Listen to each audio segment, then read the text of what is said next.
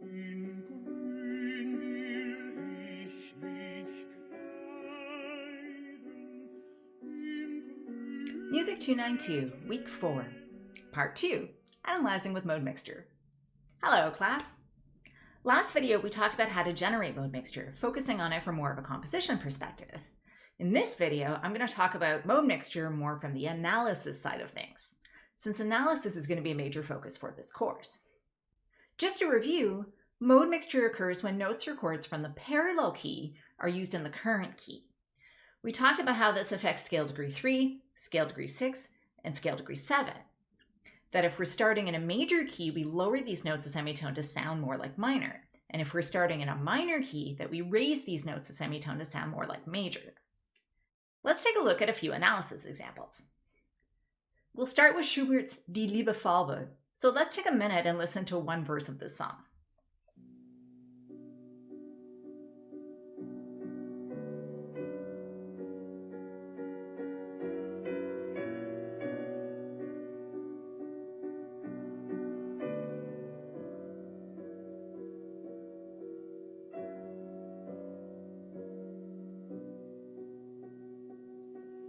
In Grün will ich mich kleiden, in grüne Tränen weinen.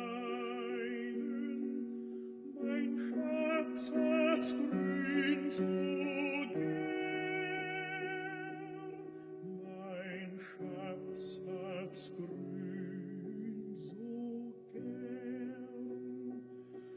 Wir suchen einen Zypressenhain, eine Heide von grünem Rosmarin. Mein Schatz hat's grün so gern, mein Schatz hat's grün so gern.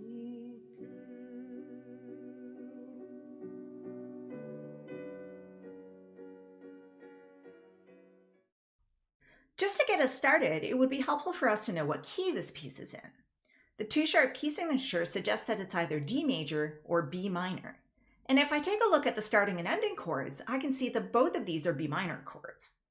So that's a pretty big hint right there that this is in the minor key instead of in the major key.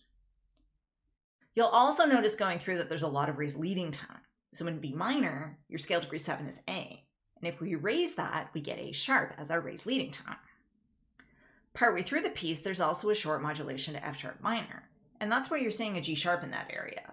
F sharp minor has a 3-sharp key signature, so it's essentially adding one more sharp.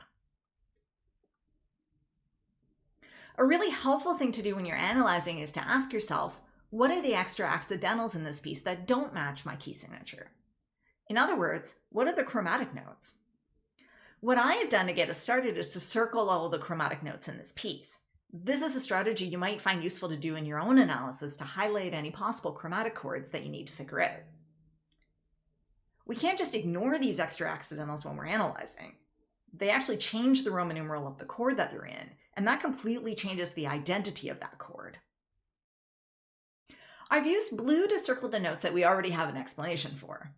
The raised leading tones, A sharp, and the G sharp from the modulation that I mentioned earlier. But you'll also notice there are a few additional accidentals scattered throughout the piece, which I've circled in purple on the score. You'll notice in each case that this new accidental is D sharp. So we'll want to think about possible explanations for this D sharp. Obviously, this is the mode mixture unit of the course, so there's a really good chance that that's what's going on here. But let me talk you through the process for figuring this out. There are 2 ways that you can figure out mode mixture. The first is to basically predict it right off the bat and to say to yourself, well, if I'm in the key of B minor, what notes will be impacted by mode mixture? I know it's going to be scale degrees 3, 6, and 7, so I can work those out right away. Scale degree 3 in B minor is D, scale degree 6 in B minor is G, and scale degree 7 in B minor is A. Since we're starting in a minor key, these notes would be raised to create mode mixture. So the D is going to become D sharp, the G is going to become G sharp, and the A is going to become A sharp. That's exactly what we're seeing in these purple circles. Scale degree 3 is D sharp rather than the expected D natural from the key signature. This changes the quality of the chord. Where we would typically expect to see a minor quality 1 chord in this key, we're now instead seeing a major quality 1 chord. This mode mixture effect is quite noticeable in the music when you listen to it. There's a raising all of a sudden of the sound that doesn't really seem to fit in with the home key. It's a little bit of word painting that often happens in vocal pieces. The text, "Mein Schatz hat's grün so gern," roughly translates to "My beloved really loves green." And it's the first line in this piece that refers to the singer's beloved. The raising effect is meant to show the narrator's positive, uplifting emotions towards the person that he's singing about. The other way that we can figure out whether something is mode mixture or not is to look at the quality of the chord and to see whether that's been changed. In this particular location, the fourth system first bar, we can see that we're expecting a minor 1 chord, but instead we get the major chord, like we've just pointed out. We can also see that this chord quality has been created by raising scale degree 3.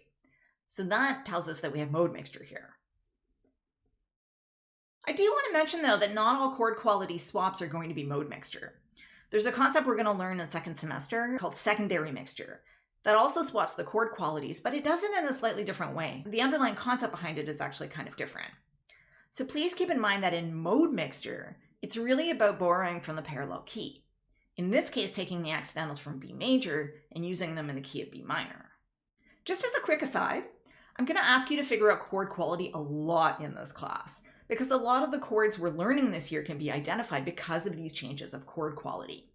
So please don't shy away from figuring out whether a chord is major, minor, or something else. I know some of us are really slow at figuring out chord names and intervals, but it really is essential information in this course that you need to be able to correctly identify chords. You can't just ignore it and go on.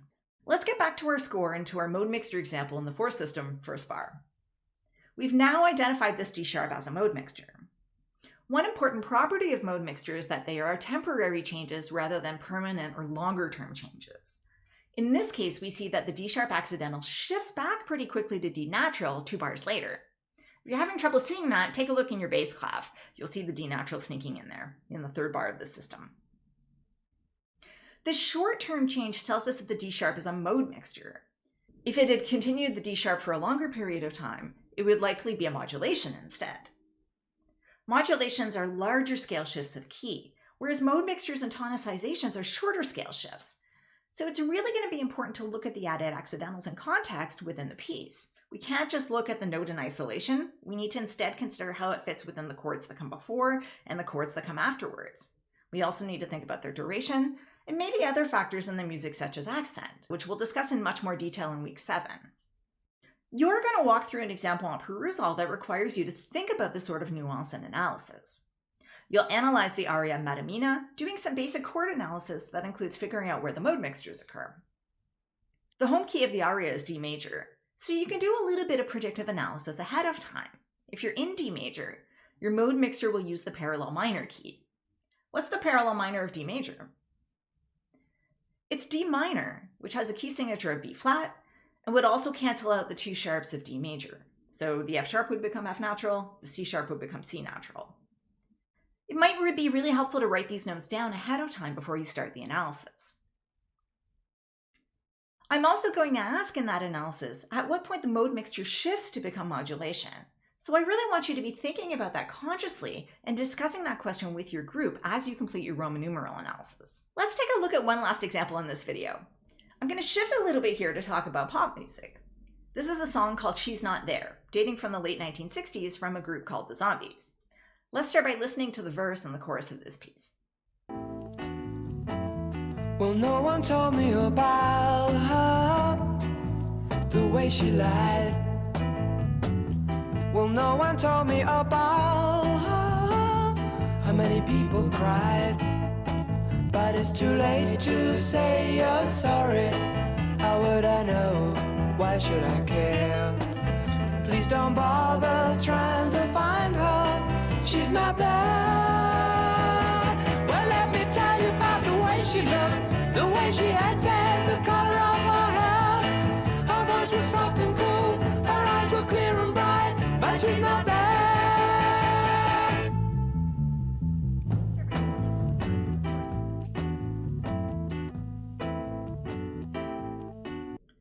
to talk a lot about modes in the next minute or two, so if you're not familiar with modes, I do have another video that I've prepared that you can review. Feel free to pause this and go watch the other one, and then come back.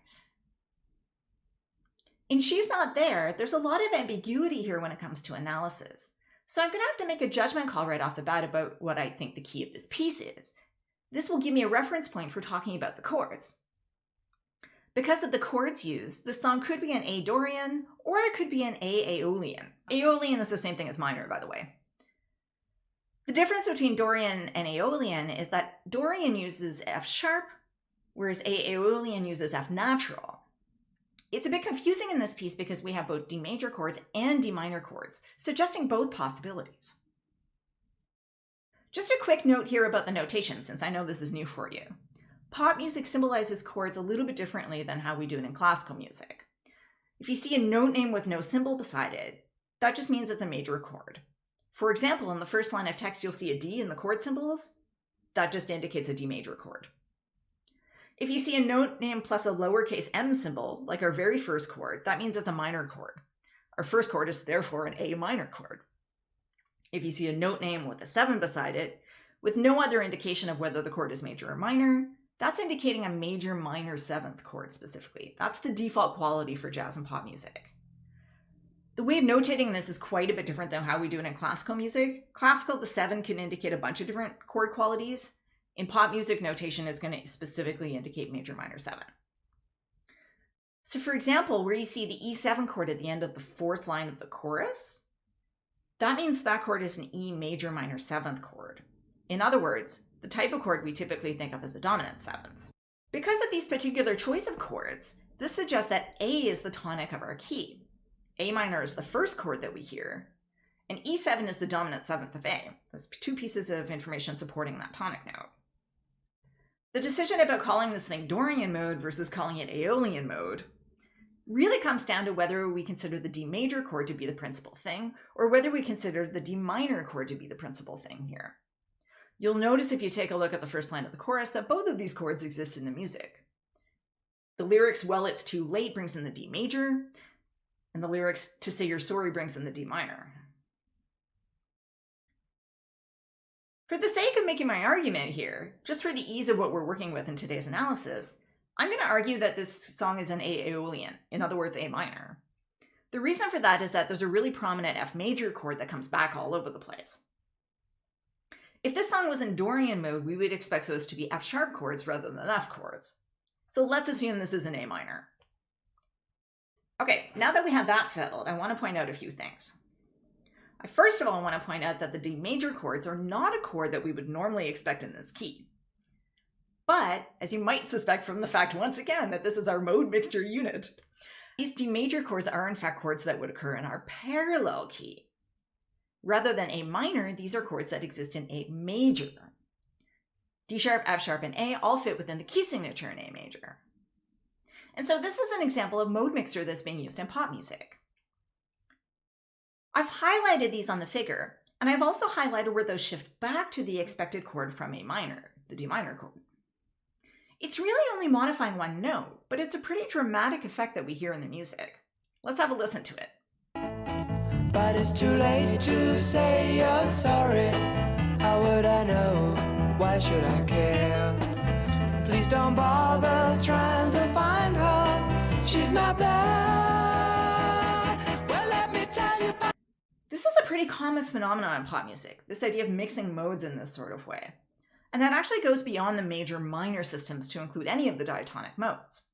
So for example, I could be in Dorian mode, and I could still do what we think of as mode mixture by borrowing the accidentals of a different key or a different mode. It could be the parallel major, could be the minor, or even a different mode such as Phrygian.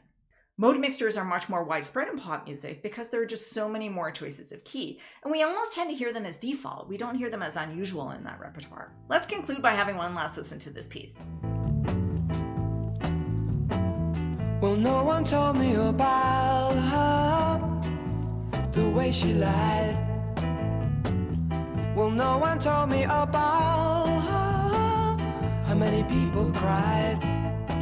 But it's too late to say you're sorry. How would I know? Why should I care? Please don't bother trying to find her. She's not there. Well, let me tell you about the way she looked, the way she acted, the color of her hair. Her voice was soft and cool, her eyes were clear and bright, but she's not there.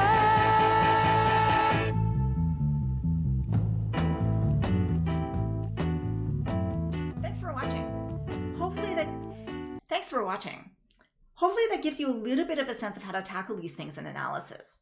Look for accidental changes, and do a little bit of predictive analysis based on what you know about the home key and what the parallel key would be. We'll go into more nuanced discussion on perusal and in the live class this week. See you there.